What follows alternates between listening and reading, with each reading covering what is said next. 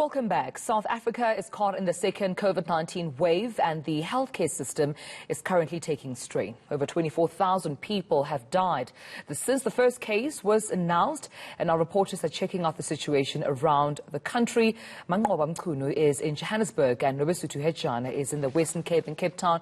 Of course, we know these provinces are leading the pack in terms of the number of daily infections. Colleagues, a very warm good morning to you both. Let me start with you, Mangoba. You are in Johannesburg, and I know that the spotlight is currently on healthcare workers. When the president last addressed, he did say that we have lost quite a number of healthcare workers, and with the second wave, that is still another concern, the healthcare workers.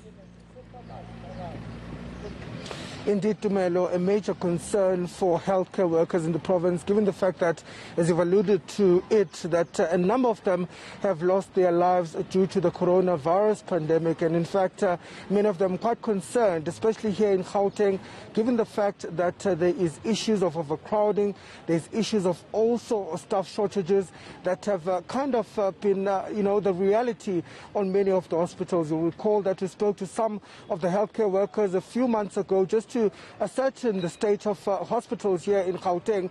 And top of those issues, of course, was the issue of overcrowding and nurses simply saying that they don't feel that the province is quite ready to deal with a new wave of infection. But by then, Tumelo, we had not seen the second wave of infection. So in terms of where the Gauteng province stands, Tumelo, it is still the epicenter for the coronavirus, with over 256,000 infections having been reported. But in the last 24 hours, Tumelo, and of course concerning to many of these healthcare workers, is the number of new infections in the province, which was recorded at 1,900 people that tested positive for the virus. And of course, the active cases also standing just close to the 15,000 mark at 14,000 as we speak. So let me just bring in one of the healthcare workers and a nurse who works at Telemukhorana, but is also the General Secretary of the Young Nurses Indaba Trade Union, Rich Cleaner. Rich, the second wave, there's no doubt we're now in the midst of a second wave, but are we seeing this in the wards, in the hospitals? So far, at the moment, here in Gauteng, numbers are increasing, but not as alarming as they are doing in the Eastern Cape and Western Cape. Yes, we do have those cases, but they haven't yet kicked us to like compared to the first wave. But again, things it's like everything is normal. We have never been ready. We are not going to be ready if this COVID-19, more especially the second wave, more especially because it's more dangerous, it's more brutal compared to the first wave. We are not ready. We have never been ready. We are still complaining about same old issues, gross shortage of staff. And the gross shortage of staff, what does it lead to? It leads to exhaustion. It leads to fatigue. Those who are in the system have stressed themselves to the limit. We are tired. And the gross shortage of material resources as well. It's just a disgrace, and it's frustrating to say at this moment we are a reactionary country. We are not proactive. We are still complaining about the lack of PPE at this moment in time, because we are supposed to be ready and waiting for this second wave. If it hits us, it hits us while we are already armed. But we are not, unfortunately. Okay, let's talk about that issue of reach of PPE. Of course, it was a major issue in the Gauteng province. How's the situation now? Where I'm working, here at Telemukhorana, we do have PPE. Yes, we do have PPE, but it's not only us. We have PPE because we are fighting for it. We have to make noise every day, and we demand it. Our CEO knows that as soon as if we run out of PPE, we occupy the office. But how many nurses who can do that? So many nurses around Gauteng in different hospitals. They are telling us that it's like it's business as usual. They are only given plastic apron and mask, a surgical mask, the one that I'm wearing. Then we are not ready. We don't learn as a country. Okay. The health department seems to be quite confident that it's ready to deal with the second wave, but you're telling us something different here. You're saying that we're simply not ready to deal with this pandemic. And talk to us about what your members are telling you, some of the challenges that they're facing on a daily basis when it comes to the second wave of coronavirus infections. The one thing that I like about the situation that I'm a nurse, and I do bedside nursing. I have a feel and touch of what is happening. It's easy for politicians, our leaders, those who occupy positions of authority, to go on social media, to go on national television and lie to the public and say we are ready, while we don't palpate that on the ground level. Our members are telling us that at some point you are forced to work days on end, because the nurses are tired. They absent themselves, some of them, because you can work as up to a certain extent at the end of the day. Again, the issue of PPE, the issue of they do work overtime.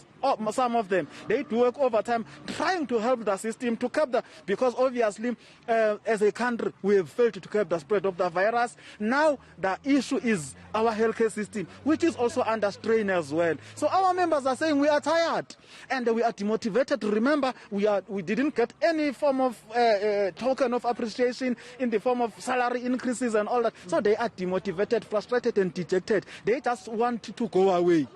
Yes. And your fears around, of course, you raised the issue of some of the healthcare workers dying because of this particular pandemic. I mean, is this your concern going into the second wave? Are you fearful that there may be more lives lost in terms of healthcare workers? Now in the morning, we sang and prayed. After that, the only thing that we talked about is the second wave is coming. We were burying people in this hospital where I'm working. We were burying people every week. Our colleagues, nurses, we had like memorial services, 3 or 2 memorial services per week. And now the concern is there are those who have underlying conditions. And remember, first wave, they were saying if you have underlying conditions of hypertension, sugar, blood sugar level, and stuff like that, and it's going to be more brutal on you, and you might. Now the issue is that how many are going to die in this? Because we were sharing pictures yesterday. We have seen what it has done in the Eastern Cape. Nurses are like dying left, right, and center because of COVID-19 related illnesses. Thank you very much, Rich. That was Rich Shipina, who speaks on behalf of the Young Nurses Trade Union, Indaba Trade Union. Of course, he's the General Secretary of that union, raising some serious concerns and fears that healthcare workers have in the province. They're saying that Gauteng is simply not ready to deal with the second wave of infections. We do know, of course, that the health officials are saying that they're expecting a huge influx come January when most people who have been traveling return to the province. Well, Mangoba, we can definitely see those concerns quite reiterated passionately. I have to move to the Western Cape now, where our colleague Nobesuthu Hejana is standing by. Nobesuthu, the Western Cape, another hotspot province in as far as those new infections are concerned. I mean, is the province sharing the same sentiments we seem to be hearing from Gauteng in terms of healthcare workers and hospitals currently experiencing pressure and strain during this time? Well, certainly, Dumelo, Western Cape authorities say hospitals in the province are currently experiencing severe pressure. Now, they say this is due to an increase or a sharp increase of COVID and non-COVID patients admitted to hospitals. On a statement that was released yesterday, or the 20th of December, the department says about 231 ICU beds across hospitals are fluctuating about 80% to 100% capacity on a daily basis. In a nutshell, they're saying that hospitals are full, but we did speak to Dr. Shao from Life Kingsbury Hospital on Friday, and he did say that although hospitals are diverting patients, but that does not mean that patients will not be assisted in hospitals, but they will, however, or unfortunately, be redirected to other hospitals if that particular hospital is unable to care for them or offer assistance. But this is what he had to say about the diversion in hospitals. We shall see a number of these divert situations taking place. It is not something that should impact on an individual, on a person, on a patient who is looking to go to hospital, because it is an internal, it's an EMS tool, right? So diverts are used to help the EMS, but an individual that needs hospital attention for an emergency, they will still go to the nearest hospital, no problem at all. Whether there's a divert or not, a life-threatening emergency will always be attended to at an emergency unit. Colleagues, we have to leave it at that, but thank you so much, Manqoba Mchunu and Nobesitu Hedjan. Of course,